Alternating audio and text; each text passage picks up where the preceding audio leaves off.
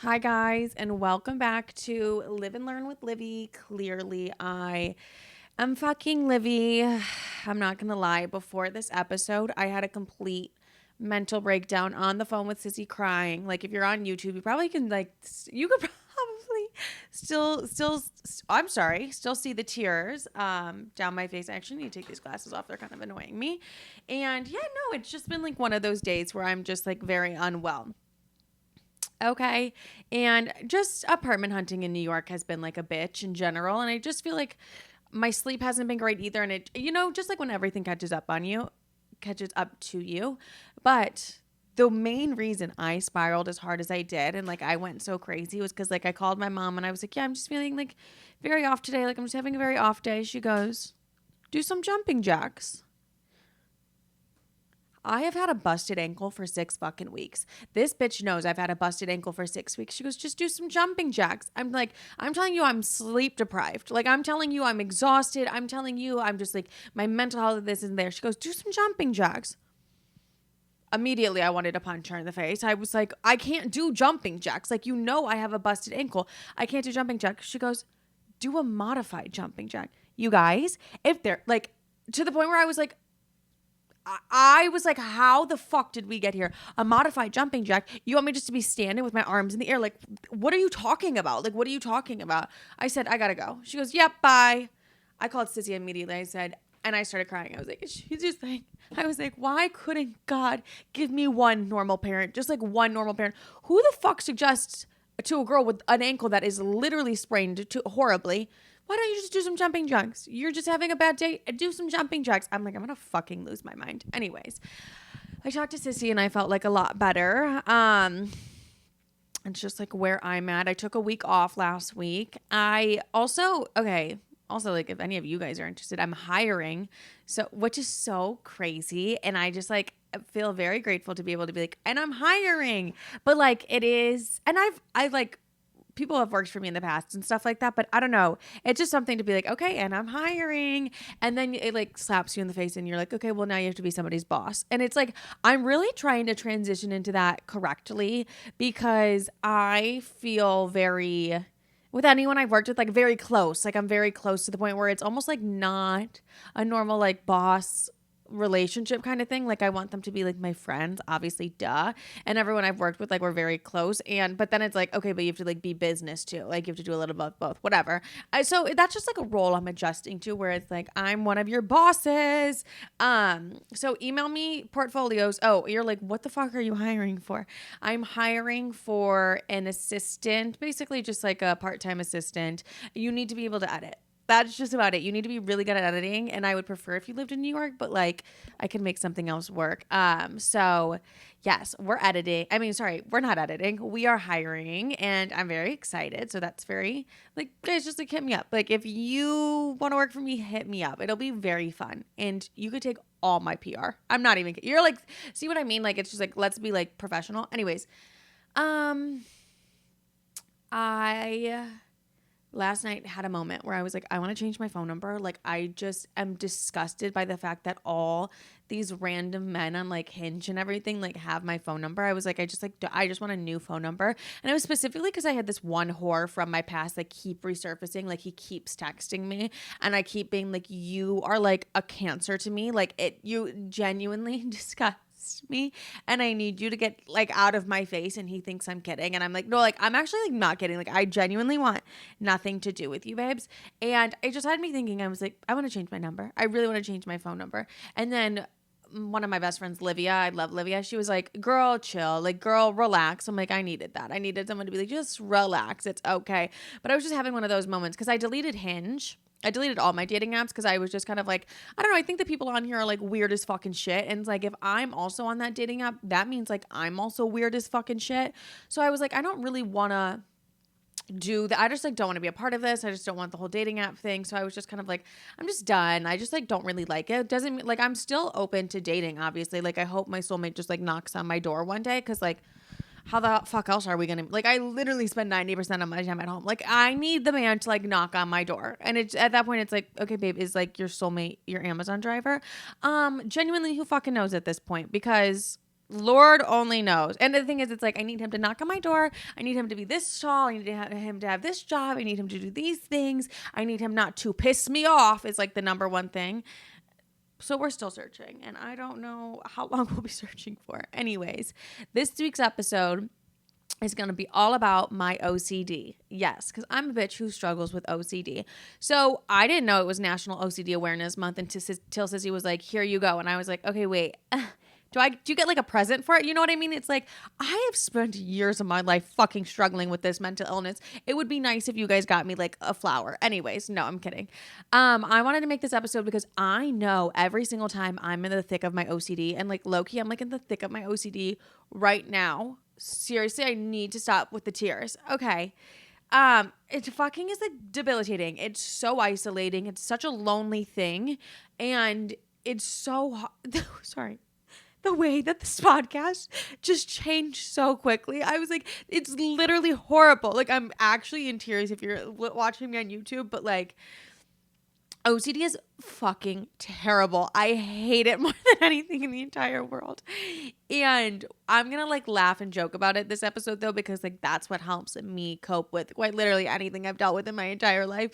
So we're going to laugh and joke about my OCD, but I wanted to give you guys just like a full breakdown of when I knew I had OCD, just life living without medication, from life living with medication to some of the worst moments of my OCD.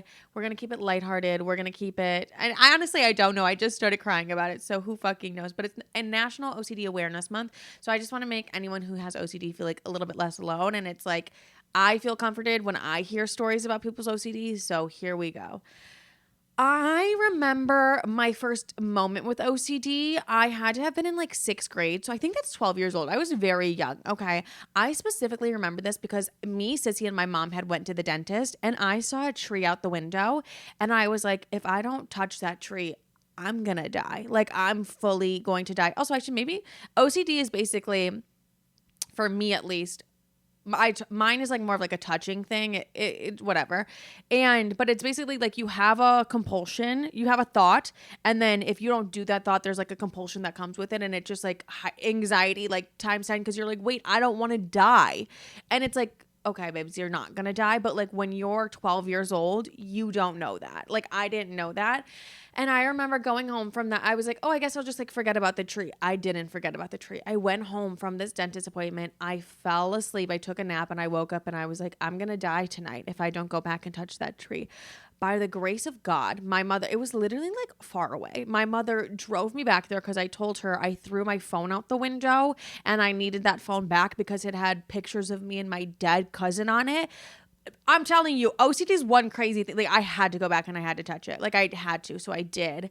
In that moment, I remember being like so young, being like, I'm crazy. Like, I am fucking insane. Like, something's deeply wrong with me. Because like, I almost had to die because I didn't touch that tree. Mind you, obviously I'm so young. I had no idea what OCD was. I had no idea. I was like, I'm schizophrenic. Like, that's because that's like, I guess I don't know why I knew what schizophrenia was at like that young, but no one had ever explained OCD to me or anything like that. So I was like, oh my God, like, I'm schizophrenic. You like, what do you do in this situation? And I thought it would like, I don't know. I just thought life would be like easier from there. Life got like significantly worse, you guys. Like, actually, some of the worst years of my life had to be from 12 to like 16, like really, really bad. So that was like when I remember my OCD really starting. And then I would like refuse to go downtown LaGrange. Everyone was going like downtown LaGrange, and like the town, I would refuse to go because I would have to collect stuff the entire time. Like, I would see a rock and I'd be like, I need to collect that or I'm going to get hit by a train. And it was like, what the fuck? And that's the thing about OCD. It's like some of like the craziest thoughts where you're like, I would never do that. I would never die. I would never like go and get hit by a train, but your brain convinces you if you don't do something, you're gonna do that. So I'd come home from these hangouts with my friends with my pockets full of rocks. My mom was like, what?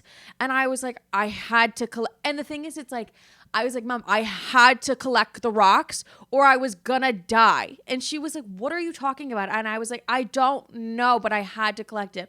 that spiraled into me being like, I can't go anywhere. Like, I couldn't go downtown LaGrange with friends anymore. I couldn't really do anything because I was like, my OCD is so bad. And I didn't know it was OCD, mind you, at this time. I thought I was fucking insane. Like, I just thought I was absolutely crazy because all my friends, all they're worried about at like 12, 13 years old is like, does this boy like me back? I'm worried about dying if I don't collect a rock. Like, I'm over here like losing my fucking mind about collecting a rock while they're talking to me about like having their first kiss or something like that. I'm like, that is so far out of my world. Like, I could care less about that. Like, Becky, I'm more concerned if I don't pick this rock up, I'm gonna have to get hit by a train. So then that spiraled into the Helen Keller story, which like I've told a bunch of times, of basically like, since I had like drop off at school, I would have to pretend I was blind, and like my friend would walk me to the front and I'd be like, we're just playing Helen Keller, simply because I didn't want to touch stuff or like collect rocks, because the entire day I would think I had to die if I didn't go and get that specific rock. It was horrific. And I was so young. And during this time, I also struggled with school anxiety. So I started having panic attacks in school, and I just stopped going to school. So from like 8th grade, I just like stopped going to school, and I went to treatment centers for anxiety and stuff. And that anxiety soon led to depression.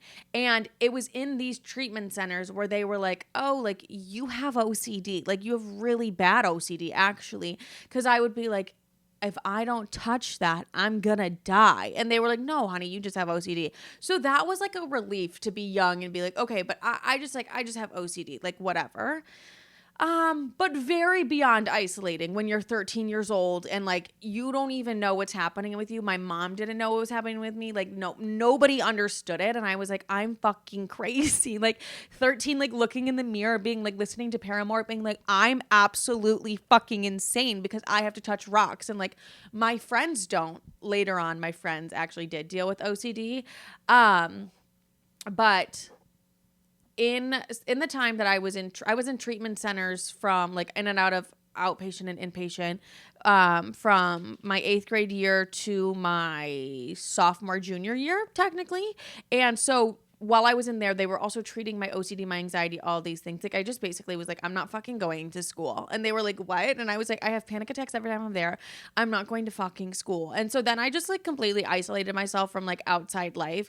And like that's like really dark because that's like when the depression, like the suicidal thoughts, all those stuff kicked in. But that doesn't have anything to do with anxiety, so we'll like skip that. But I remember because like I was on trying so many different medications because I was in these treatment centers, and I remember they must have put my ass on Lexapro, and I was like a fucking zombie of a person. But I remember being like, wait, I haven't had OCD in like a month. And I was like so excited, but then I had to get off the Lexapro because I was like a fucking zombie. And so like the OCD came back. So honestly, life from then on out just like continued to be like just trying to like daily survive with my OCD. It just kind of became like a normal thing, and it was just everyone around me really, they knew about it. And then I'd be like, oh, that's just like my OCD, like whatever. My mom would yell, she'd be like, stop fucking touching things, Livy. And I'd be like, I can't. Sissy'd be like, you touch everything. And I'd be like, yeah. So it's from then to like literally now, it's just become like a normal part of my life where it just is like some days are a lot worse than others, some months are like a lot worse than other. And like right now, like I'm really struggling with my OCD. I just think that's because I'm in the middle of like a huge move and stuff like that, so it can just like flare up a lot, but it does just feel so fucking suffocating. Sorry. Don't cry. Anyways, it just is making me sad. Sorry. This is so fucking dumb to just be like crying. Anyways. Whatever. So it's like I don't ever remember, God, I mean, I look terrifying. Not living with OCD. Like I don't ever remember not having a life like that. And that's sad to me because it's like I don't remember having a life that wasn't in like fight or flight mode at all times, because like that's like the mode like OCD puts you in, is like you're in like fight or flight. You're like, if I don't touch this, I'm gonna die, you're gonna die, everyone's gonna die. And it's just like, oh my, you're like, the world is depending on if I touch this tree or not. And it's so fucking suffocating. Anyways, so I was 21 when I finally got on medication for OCD. Okay, I had been on medication for like anxiety and stuff, but that wasn't like anything targeted towards my OCD. But it came to a point where I was like, life feels unbearable to live. I need OCD. And I would say around 21 years old is when I was like in the thick of my therapy stuff too. And my therapist was like, yeah, just like pop a Prozac, bitch. And I was like, she's so right. Like, she is so right. But my mom had been so against medication my entire life. Like, she's such a fucking almond mom, but she would be like, no, like, you're not like those, like, she always tells me, she's like, you don't have a deficiency in Prozac. I'm like, what? Honestly, you guys, she would benefit of Prozac so much, but she's like super against medication. So my entire life, I was always taught like medication is absolutely horrible. Like, you don't go on medication. Like, you're going to lose your, like, whatever. And which is ironic because, like, I have a prescription, like an anxiety medication that I've taken since I was in like 8th grade. So for her to be like, no, like, don't do medication. And I was like, okay, but I am like struggling living my own life right now. Like, I have to be medicated. Like, there's no other option, bitch. I'm fucking dying over here. And I remember like when I was prescribed Prozac, I was in the car with Sissy sobbing. I remember this. We both lived in Chicago at the time. I was sobbing. She was like, why are you upset? I was like, I just like feel like a failure because like I have to be on medication. She was like, no, thank God you're finally on medication because like your OCD has been absolutely horrible for everybody to deal with. So like this will make you feel good. This will make you feel normal. And it did. My Prozac has helped me so much with my OCD. But the thing is, also I had to remember that those thoughts were not my own thoughts, that was just like my mom projecting. But like at the same time it was like, okay, bitch, like you're literally so dramatic. And that's just like, yeah. So Prozac helped me so much. I do love my Prozac, but so what it did for me was like it kind of removed the obsessive nature of the compulsions. So it was just more of anyways, but it removed like if I didn't do something, it just removed the anxiety of like if I didn't do something. Like, I still have the OCD thoughts where like touch this, do that, right? But like if I don't do it, it's not like life or death. You know what I mean? It's just like, okay, like whatever, I like didn't do it, I forget about it, like I go on with my life instead of ruminating. Because like I have had moments where like if I don't touch something, I ruminate for hours. So it just felt way more manageable. I would say at certain times it felt like it went away almost. And then everything felt great up until 2022. And then at this point in my life too, you have to remember, I was transitioning from like fucking work to being a full-time influencer, and my life had changed upside down within a matter of just like a couple months, right? So like I was like, oh, I need to up my Prozac because my OCD was getting worse. Like it just kind of came back a little bit. And this was like in December of 2022, almost January 2023. And I upped my Prozac and I just remember feeling so disassociated. Like I was literally from 10 milligrams to 15 milligrams. I felt so disassociated to the point where I was like, what? Like and what that means is like, I was like, I don't feel like I'm in my own body. Like I don't feel like me right now. Like it's not me in this body. I feel so disassociated from this body. It's just like the worst feeling. And it was right after my Prozac from 10 to 15. I was like, fuck this shit. Like, let me go back down, whatever. And then, oh my God, you guys, we had the summer of 2023, okay? Which actually happened to be the best year of my life. I was just new in the influencer world. I was doing so many fun things. Like I didn't realize, like life had just changed and it was so beautiful and I was so grateful and it was so, I mean, that summer, like I went to Paris and then shortly after I went to Italy and then like I was living my best life in New York. I was so fucking happy, all these things. You guys, my OCD was at the worst it had been in fucking years. Like actually horrible. So I was living my dream life, but like I was suffering every single day. Like, so you would see story times from me, but you wouldn't see like what I was actually dealing with, where it's like I click off that camera and I'm sitting there like, I didn't touch that treadmill at Equinox. I have to go back and touch that Equinox treadmill. And I'm going to lose my mind. I'm going to go crazy. All these things. Like it was so bad that I would go back to places and touch things. And I hadn't done that since I was like that little girl who pretends she threw her phone out the window. And I just remember I was sitting on the couch with Sissy and we had just went to Trader Joe's together. And I was just like itching to get out of my own skin. I was like, I'm going to lose my mind. I didn't touch this apple at Trader Joe's. I'm going to have to hurt Sissy. Like, that's just like what my intrusive thoughts were. I start sobbing. Sissy's like, what the fuck is wrong with you? And I tell her my intrusive thought.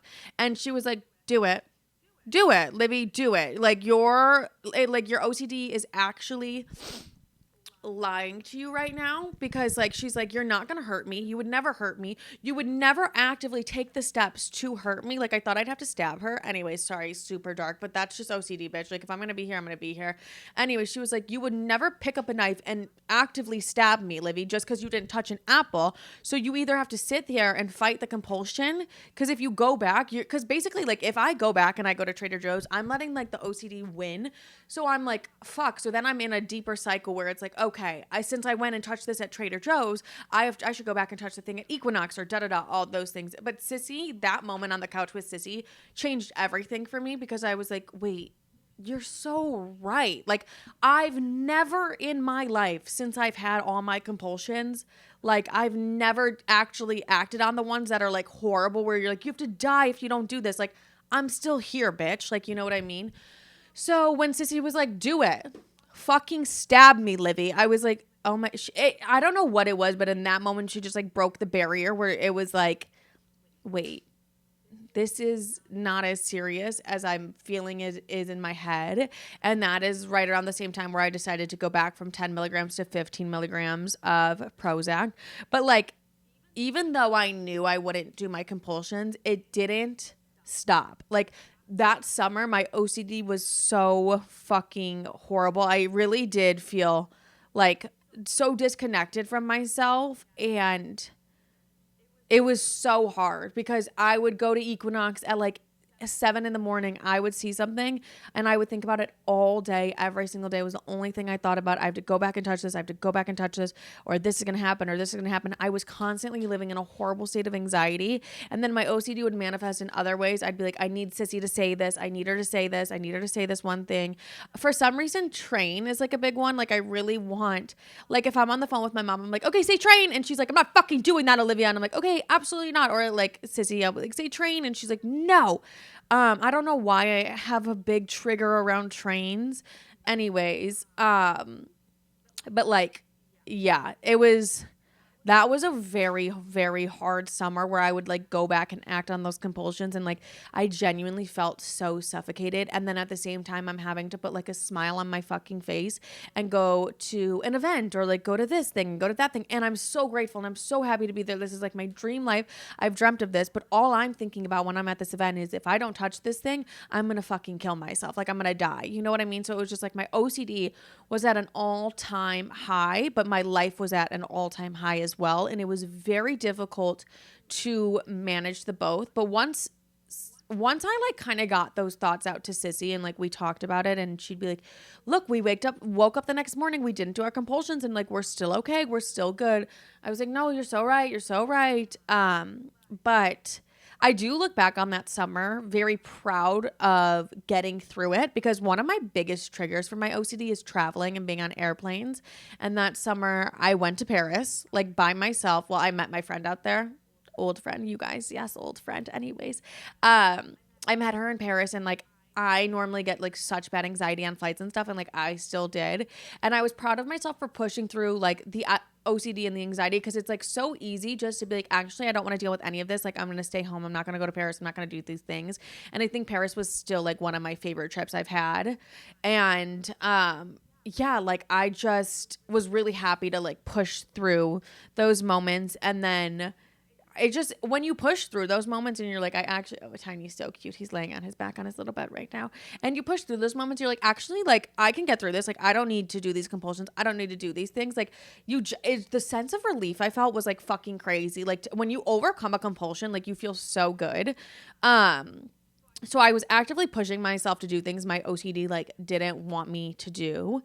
But I realistically, like it was a really horrible time for me with my OCD, but also one of the best times in my life. So navigating both of those was like very difficult. And I knew it was something I didn't want to talk about on social media, because at the time it was happening, like actively happening to me.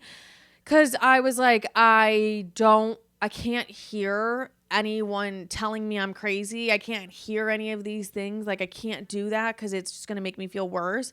And like as much as I wanted to be open about it, I was like, I will wait until I feel better and then I can talk about the summer of 2023 as if it was like a death sentence. But shit like low key was. I like actually thought I was going to have to like go somewhere for a while, like a little retreat or something. Cause like it felt so unbearable and it just felt so fucking rough. Like that's just like the best way that I can put that. But, let's talk about where I'm at currently with my OCD. So obviously I sobbed a little bit in the beginning of this episode. It's weird because I'm like, oh my God, like my OCD isn't that bad. Like I'm fine. Like everything's okay. And then I'm like, wait, but like I had to touch a million things before I could eat my dinner last night. So like, I just think when I'm moving and I'm transitioning chapters in life, my OCD gets so fucking horrible. So I'm just actively trying to get through that. And then it does creep up randomly. And then like, yeah, other than that, it's fine. But like, it's not, it's not the summer of 23. Like, and that's just like what I can hold on to. And I'm just like, okay, it's not the summer of 23. But yeah, I definitely want to like spend time and acknowledge it. And like, I really actively want to work on things that help my anxiety overall and like my stress. So I'm looking into that. But like some things that do help me currently that I do love is a trusted person. Mine is Sissy. Like I should probably put her on the payroll as my therapist at this point. Like I can tell her my compulsions that feel so heavy and feel so fucking crazy. And she's like, you're fine. Like you're not going to do any of that. Like just relax, whatever. And so just having someone that is like, oh, actually you're not like Livi. That's just like a thought. Like that's nothing more than just a thought that you have in your head that you're not going to do. So like, just let it go. And I'm like, she's actually so fucking right. So just having someone that can just remind you like, hey, you've had thoughts like this a million times, never acted on them. Like you're okay. You don't have to touch that. I will say she has started this thing though. She was like, I know how I'm going to get you to stop touching. I go, what? She goes, anytime I see you touching, I'm just going to scream, she's touching. So we'll be like on the bus together. And if I like touch something, she'll be like, she's touching. Okay. So it really does humiliate you and it really does make you not want to touch. But she was like, we're trying new things to get rid of the OCD, Livi. And I'm like, yes. But just having her, stop. I'm going to stop again. But just like having her in my life and like nobody gave her a rule book on like how to handle OCD. This is like the weirdest episode I think I've ever filmed. But nobody gave her like a rule book on like how to handle OCD. And she just has made me feel like so sane and like so normal with a mental illness that feels like super lonely and feels super fucking crazy. So like, I'm just very grateful to have her because just to have somebody who like knows what you deal with like on a daily basis. Like she doesn't know how like the anxiety feelings or stuff like that, but she's been with me my entire life and like we've been best friends my entire life. So just to have somebody who like can look at me and be like, Livi, you've had compulsions for like so many years and like so many times, like you're completely fine. And just being like, hey, like I'm here, like it's okay. And just even just sitting and like listening to me talk about my OCD and just being like, girl, then do it. Like, if you want to do that, then do it. Like, you're not going to do these things. It's okay. Like, the one time I told her, I was like, if I don't touch this apple at Trader Joe's, I'm literally going to have to book a flight home to our hometown and jump in front of a train. And she was like, think about the steps that it would take for you to, like, actively do that. So, I just feel very grateful to have her because she just kind of reminds me, like, okay, yes, this is something I struggle with, which doesn't make me feel like crazy for having it or anything like that. If anything, we like to like laugh and joke about it. And then when it gets like really rough, she just like sits on the phone with me and just like listens and like she'll send me just like helpful thing. Is like, oh, the parent sorry mom, but like she's kind of like the parent I've never had of just someone who can really regulate my emotions because I'm someone who has just like a lot of big emotions, obviously. So just having someone in your life that can like regulate your emotions and be like, hey, everything's okay even when it feels like it's all going to shit, and like, hey, yeah, you're having like the worst OCD, but like let's go to the Drake concert together, like you'll get through it, like let's not miss out on these fun moments that you're gonna live just because you have like OCD and it's hard for you. Sorry for like sobbing, you guys. I just feel like I've just had like a lot of like a really an emotional day. So, and then I'm like sitting and talking about OCD and I'm like, oh, so sorry for like sobbing and like this will go down as one of the like most interesting live and learn episodes we have. But like, I don't know. I guess this does just show the like lonelier side and like the debilitating side of like OCD. So like, my girls who get it. But other things that really help me, identifying stressors of my OCD. So like, I know mine's travel. So like, I prepare accordingly for travel things. And like, another one of mine's just really like travel. Like, I don't know why, but like an airplane gets me every time. An airplane, like, bitch, I'm touching shit in the airport, which like I need. And Sissy keeps, no, but like that needs to stop. Therapy very much helps. As I sit here and sob, I think, you know what? Maybe I should call my therapist. No, but also just like not doing the compulsions helps so much. And it sucks and it's fucking horrible, but like just not feeding into it, I feel like is the only way to get through it. And like exposure therapy, also medication. Girl, if Prozac was like, do you want to do a brand deal? I'd be like, absolutely, bitch. I fucking love you. So those are just some things. Working out really helps. Like taking time to be off my phone and just like be present very much helps. Those are the things that like really do help my OCD so much. But this was an emotional episode. This was an insightful episode. We laughed. I cried several times and we got through it. But I love you guys. Thank you for tuning in. If you struggle with OCD, you're not alone. Make sure to DM me. I'd love to hear from you guys. And rate the podcast 5 stars. Subscribe on YouTube. Oh, get ready for more YouTube vlogs. I've entered my YouTube era and like I'm not letting go of it this time. So I love you guys. Have a great day, night, evening, whenever the fuck you're listening to this. I love you. And happy National OCD Awareness Month to all my bitches who celebrate.